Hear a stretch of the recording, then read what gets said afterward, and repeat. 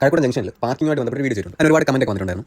വളരെ കുറച്ച് പേര് ബാക്കി എല്ലാവരും ഇല്ലീഗൽ പാർക്കിംഗ് അല്ല വിഷയം. ഞാൻ റോഡ് ബ്ലോക്ക് ആണ് എന്ന് പറഞ്ഞാൽ വിഷയം. അതിൽ കൂടുതൽ കമന്റ് വന്നത് അവിടെ ബ്ലോക്ക് ഇല്ലല്ലോ, പോലീസ് ഫൈൻ അടിക്കുന്നില്ലല്ലോ, എന്നെ കണ്ട ഒരു കല്ലെറിയുന്നു, മെറ്റിലെടുത്ത് എറിയുന്ന പറഞ്ഞൊരു കമന്റ് ഉണ്ട്. ഈ രീതിയിലുള്ള കമന്റ് പറഞ്ഞ എല്ലാവരും ലോജിക്ക് എന്ന് പറഞ്ഞാൽ അവർ രാവിലെ എന്നും അതിലാണ് പോകുന്നത്. അപ്പോൾ ബ്ലോക്ക് ഇല്ല, അതുകൊണ്ട് നടു റോഡിൽ പാർക്ക് ചെയ്തു എന്നുള്ളതാണ് അവരുടെ കമന്റ്. എന്ത് ചെയ്താലും കുറ്റം പറയാനായിട്ട് ഒരു ടീം വരുമല്ലോ, അതാണ് ഈ ഇത്രയും പേരെ ഞാൻ അങ്ങനെ കണ്ടിട്ടുള്ളൂ. നടു റോഡിൽ പാർക്കിംഗ് ചെയ്തിട്ട് അത് പാർക്ക് ചെയ്യുന്നവർക്ക് ഒരു ആശ്വാസമാണെന്ന് പറയുന്ന ഒരു കമന്റ് ഞാൻ കണ്ടായിരുന്നു ഒരുപാട്.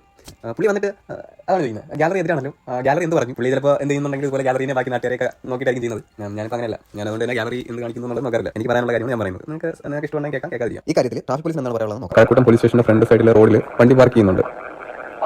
അതായത് NH തന്നെ രണ്ട് സൈഡിലായിട്ട് പാർക്ക് ചെയ്യും. അങ്ങനെ പാർക്ക് ചെയ്യുന്നതിന് എന്തെങ്കിലും പെർമിഷൻ ഉള്ളതാണോ? അലോഡ് അല്ല.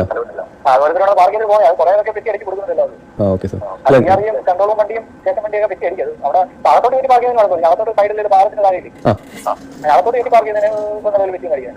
ഈ വീഡിയോ കമന്റ് ഇട്ടവർക്ക് വേണ്ടി ഡെഡിക്കേറ്റ് ചെയ്യണം. അപ്പോൾ എല്ലാവർക്കും കാര്യങ്ങളൊക്കെ മനസ്സിലായി എന്ന് വിശ്വസിക്കുന്നു.